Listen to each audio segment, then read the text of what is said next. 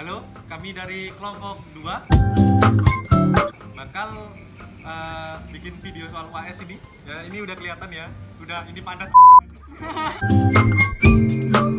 Apa sih yang the most Google search tentang virus Ebola di Kongo?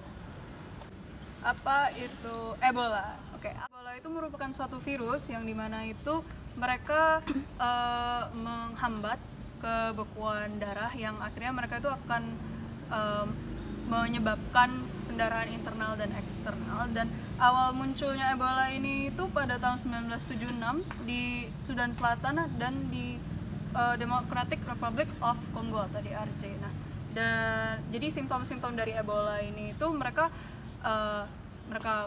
pegal, terus seri tenggorokan, dan yang simptom lebih parah itu mereka sampai muntah, diare, dan lain-lainnya. Nah, itu kalau Ebola itu mereka transmissionnya atau cara menularnya itu melewati bodily fluid, kayak misalnya lewat liur atau misalnya lewat semen dan lain-lain.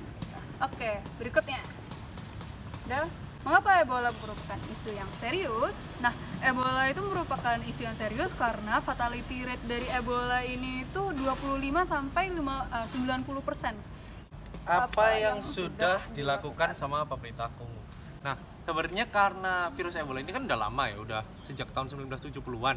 Artinya pemerintah Kongo itu sebenarnya sudah sangat terdidik, sampai orang-orangnya itu sudah sangat terdidik lah soal itu. Bahkan pemerintah Kongo itu punya satu kebijakan yang juga melibatkan dukun-dukun di sana gitu. Jadi dukun-dukun itu diajak untuk memberitahu lah cara-cara biar tidak terkena virus Ebola. Namun pemerintah Kongo ini memiliki kelemahan, yaitu mereka itu konfliktual negaranya. Jadi sebenarnya vaksin itu banyak, tenaga vaksinatornya itu ada, tapi orang-orang itu takut. Jadi pemerintah Kongo ini terlalu terfokus untuk menangani milisi-milisi atau gerakan-gerakan separatis, akhirnya lupa untuk memvaksin warga negaranya sendiri. Jadi kebijakannya itu ada pro dan kontranya dikit gitu, plus minusnya dikit.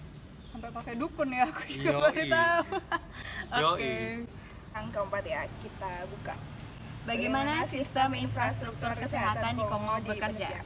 Jadi pertama-tama Republik Kongo ini menjadi salah satu negara dengan tingkat kemiskinan tertinggi dan tingkat perawatan kesehatan terburuk di sub-Sahara Afrika.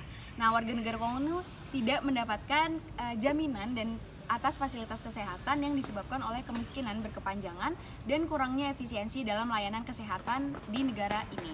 Nah, Kongo tuh tidak menyediakan perawatan rumah sakit gratis, sehingga di tengah-tengah kemiskinan sama tingginya angka penyakit, mereka tuh tetap harus membayar untuk berobat ke rumah sakit dan puskesmas. Nah, jadi karena ini tuh per 10.000 orang di Kongo, mereka tuh hanya memiliki sekitar 0,28 dokter dan 1,91 perawat.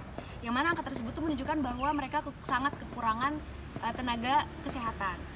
Nah, di tahun 2016 itu hanya ada sekitar 401 rumah sakit yang tersedia di negara ini dari jumlah populasi sebanyak 78,789 juta di tahun 2016. Terus juga di kota-kota kecil mereka memiliki kesulitan akses terhadap rumah sakit dan puskesmas. Jadi intinya infrastruktur di Kongo itu sangat kurang. Oke, next kita lanjut buat cari tahu most Google search yang terakhir. Sejauh mana penanganan virus Ebola di Kongo dalam lingkup internasional? Kalau dalam lingkup internasional sendiri, sebenarnya ini yang lebih berperan adalah WHO karena dia sebagai fasilitator dan juga inisiator saat terjadinya Ebola maupun pasca Ebola gitu. Jadi WHO ini membuat SRP4 atau Strategic Response Plan, ada 4 poin. Yang pertama, dia bakal melakukan pelacakan kontak terhadap virus Ebola gitu. Jadi WHO menggalakkan pengamatan selama 21 hari setelah orang-orang di sana terpapar gitu. Setelahnya itu akan mendapatkan perawatan yang memang baik untuk virus tersebut gitu. Terus selanjutnya ada kerjasama WHO sama otoritas kesehatan nasional di zona kesehatan Bikoro. Jadi di sini WHO melakukan pengawasan investigasi kasus, pengendalian infeksi, sama penguburan aman dan juga bermartabat. Yang ketiga, ada WHO mendukung pengembangan vaksinasi. Jadi kayaknya tadi udah disebutin sama Arsyad juga, sekitar ada 7.000-an dosis vaksin yang akan disebarkan di daerah-daerah. Terus yang selanjutnya ada WHO yang mendukung kolaborasi lintas batas negara. Di sini ada pertemuan bersama 9 negara tetangga lainnya gunanya untuk pengurangan penderitaan serta meminimalkan dampak sosial dan ekonomi dari kasus penyebaran Ebola itu sendiri.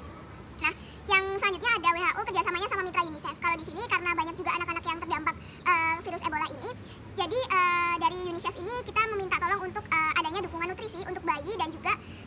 ibu dari bayi-bayi tersebut serta anak-anak yang terinfeksi virus Ebola. Nah, yang terakhir ada WHO dengan World Bank. Jadi di sini ada pendanaan untuk program Cash Forward. Jadi program ini itu membayar pengangguran lokal berpartisipasi, juga untuk menghilangkan hambatan keuangan yang ada di masyarakat daerah Demokratik Republik Kongo. Gitu. Thank you.